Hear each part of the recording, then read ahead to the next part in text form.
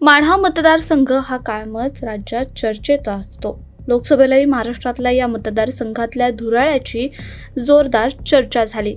मात्र आता अजित पवार गटात असलेले आमदार बबन शिंदे यांनी शरद पवारांची भेट घेतल्याने विधानसभेतही लोकसभेची पुनरावृत्ती होणार का अशी चर्चा राजकीय पटलावर सुरू झाली आहे। मंत्री तानाजी सावंत यांचे बंधू शिवाजी सावंत यांनी देखील या मतदारसंघावर दावा केलाय।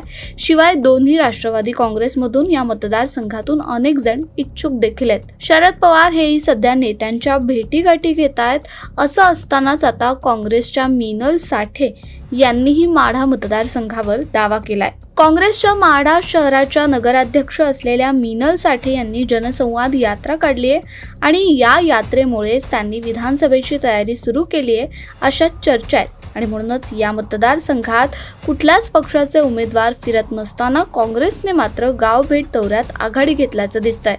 त्यामुळे या मतदारसंघावर काँग्रेसचा होत असणारा हा दौरा किंवा भविष्यात केल्या जाणाऱ्या दाव्यामुळे महाविकास आघाडीची विशेषतः राष्ट्रवादीची डोकेदुखी वाढू शकते। राष्ट्रवादीचे या मतदारसंघावर नेहमीच वर्चस्व राहिलंय, पण राष्ट्रवादीत पडलेल्या फुटीमुळे ताकद काहीशी विभागली गेली होती।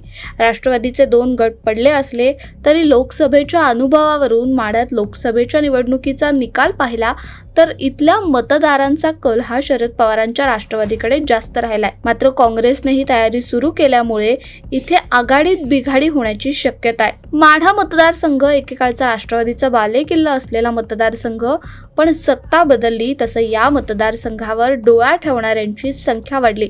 राष्ट्रवादी सोबतच भाजप आणि इतर पक्षांनीही आपला मोर्चा माढ्याकडे वळवला।